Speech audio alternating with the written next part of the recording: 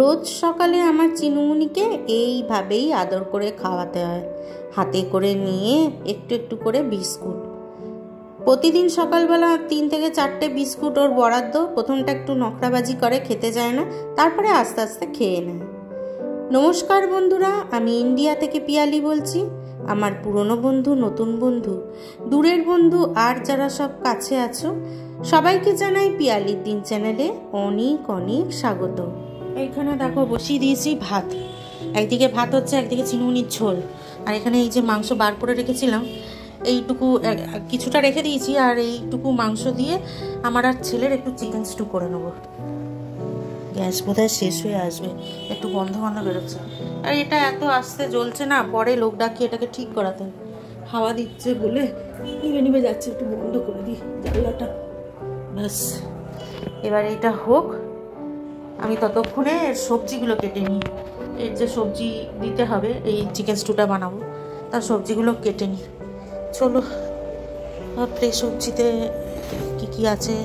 গাজর আছে, পেঁপেটা নেই, গাজর আছে, বিনস আছে, আর একটুখানি কোথায় গেল, এই যে বিনস, গাজর, একটা ঝিঙে আছে, দিয়ে দেবো সব কিছু দিয়ে।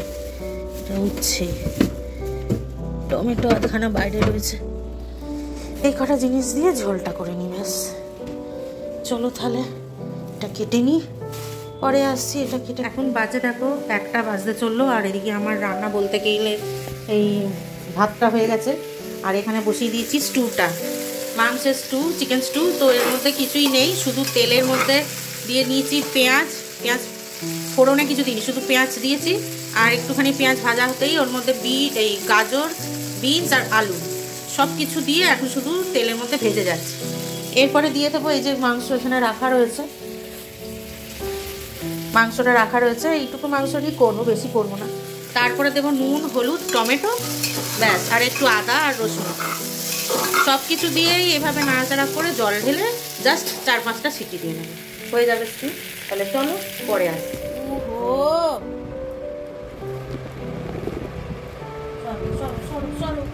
চলো আমি কাজ করে নিই।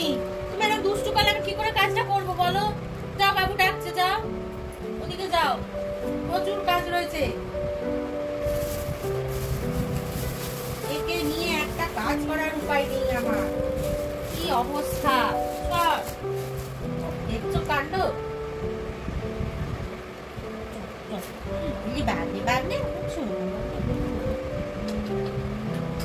যাও বাবা, যাও, শোনাবো না, যাও, বাবু ডাকছে, যাও বাবুর কাছে যা। উফ, দেখো বন্ধুরা কি অবস্থা হয়ে আছে এইখানটা, দেখেছো? মানে এই জায়গাটা পুরো দাঁড়াও, এই সব জিনিসগুলো এইগুলো গোছ করা হয়েছে।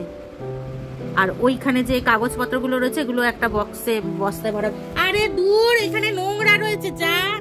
উফ, এইবার বকবো না, পারি না একে নিয়ে, কি করে কাজ করব। এই বাবু, একটু নিয়ে যাও কে, একটা কাজ করে। আর এখানে ওই দেখো, ওইখানেই ও বসবে, যা যা যা। এখানে বলছে এখানে নোংরা পড়ে রয়েছে, টিকটিকির পটি ফটি রয়েছে, খেয়ে নেবে, কি করবে তুই? নিয়ে যা, নিয়ে যা, খেলবি পরে। গেম খেলতে পারলে আর কিচ্ছু চাই না।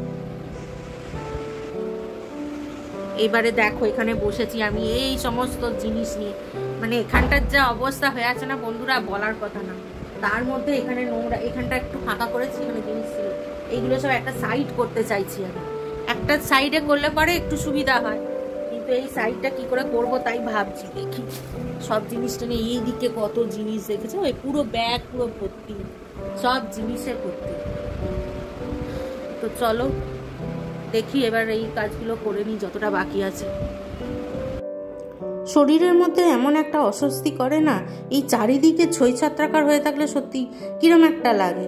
কিন্তু আমি অত্যধিক কাজ সেটাও করতে পারি না, কিছুটা করে গুছিয়ে নিতে পারি। মানে একসঙ্গে প্রচুর পরিশ্রম না, আমি পারি না, সত্যি কথা। ওদিকে দেখো আজকে তো স্টুটা রয়েছে, খুব একটা ঝামেলার নয়, রান্নার কথা বলছি আর কি। কুকারে দিয়ে দিলাম, 2-3টে সিটি পড়লেই ব্যাস, গরম গরম স্টু রেডি আর ভাত রেডি, খেতে দিয়ে দেবো। তাড়াতাড়ি হয়ে যাবে। তো ভাবলাম তাহলে রান্নার যখন অতটা ঝামেলা নেই, তাহলে এই দিকটায় পরিষ্কারটা করে নিই। তো ওই জন্য দেখো সমস্ত কিছু একটা দেয়ালের দিকে করছি, তাহলে কি হবে, নিতেও সুবিধা হবে তাড়াতাড়ি করে, আর ঘরটা একটু ফাঁকা থাকবে। একদম ঝাড়ও দিতে পারছিলাম না, পুঁছতেও পারছিলাম না, এমন চারিদিকে ছই ছত্রাকার হয়েছিল। এবার সত্যি কথা বলতে কি, একটু একটু করে প্রতিদিন করতে গেলে তাহলে একটু গোছানোটা হয়। তাই জন্য আমি আজকে দেখলাম রান্নার ঝামেলা নেই, তো আজকেই ওই জন্য বসে পড়লাম পরিষ্কার করতে। বসবো কি, দেখলেই তো তোমরা বন্ধুরা, চিনুমুনি এমন করে কি বলবো, যেখানেই আমি বসবো ওখানে ও আমার কোলের উপর এসে বসে পড়বে। তাহলে পরিষ্কারটা কি করে করব বলো দেখি তোমরা। যাই হোক, মোটামুটি একটা সাইডে সমস্ত কিছু করলাম। যদিও তোমরা দেখে ভাববে হয়তো যে এ আর কি পরিষ্কার হলো, ওঁচলা জড়ো হয়ে আছে। না গো, ব্যাপারটা কি বলো তো, কিছুটা বস্তার মধ্যে, কিছুটা ব্যাগের মধ্যে এইভাবে রাখা, তো তাই একটা দিকে তাগার করে রাখা রইল, আর এই দিকেও কিছু রইল।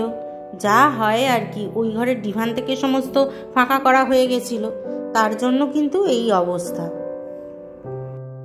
এইবারে শুধু গাড়ি আসলে টপাটপ তুলে ফেলতে হবে, বাকি শুধু থাকলো রান্নাঘরের জিনিসপত্রগুলো গোছানো। সেটা আবার কোনো একদিন করবো না হয়। দেখো বন্ধুরা, এই দিকটা সব একদিকে জড়ো করে রাখলাম, মানে কিছুটা গোছানো রইলো।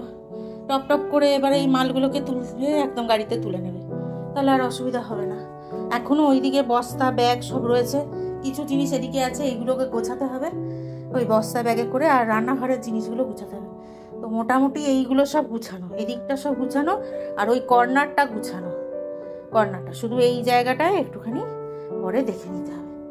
তাহলে চলো ঝাড় দিয়ে নিই, পরে আসছি। তো দেখো বন্ধুরা, এদিকে বসিয়ে দিয়েছি একটু জল, ছেলে চান করবে, ওর যেহেতু গলাটা ব্যথা, ওই জন্য এখানকার জলটা ঠান্ডা খুব, ওই জন্য আমি একটুখানি জাস্ট হালকা গরম করে দিচ্ছি, এটা মিশিয়েও চান করবে। আর এই দিকে দেখো জল বসিয়েছি ছোট যে সসপ্যানটায়, তার কারণ হচ্ছে আমার এই টাওয়েলগুলো এত নোংরা হয়েছে, আমাকে সবাই নাহলে তোমরা বলবে বাবা তুমি এত নোংরা, সেই জন্য এইগুলোকে কাচবো বলে আমি এখানে জলটা বসিয়েছি। আর এইদিকে দেখো চিনুমুনিকে দেখো, যতক্ষণ না আমি যাব ঘরে ততক্ষণ উনি যাবেন না, এমন অবস্থা। কখন আমার এখন কাজটা, এই কাজগুলো তো করতে হবে। আর এদিকে 2:10 হয়ে গেছে, তো কাজগুলো করে নিই, তারপরে না ঘরে যাব বলো তো। আমাদের খাওয়া দাওয়াও আজকে পুরো কমপ্লিট হয়ে গেছে, বেশি কিছু আজকে রান্না করিনি, তোমরা তো দেখলেই, করে নিলাম গরম গরম স্টু। তো আমাদের খাওয়া দাওয়াও হয়ে গেছে, স্টু আর গরম গরম ভাত। তো আজকের ভিডিওটা বন্ধুরা এই পর্যন্তই রইল। আমার এই ভিডিও যদি তোমাদের ভালো লাগে প্লিজ একটা লাইক করো, একটু সাবস্ক্রাইব করে আমার পাশে থেকো। আর যারা যারা অলরেডি আমায় সাবস্ক্রাইব করেছো তাদেরকে অনেক অনেক ধন্যবাদ। দেখা হবে আবার কালকে, চলে আসবো নতুন আর একটা ভিডিও নিয়ে। আজ আসি, টাটা।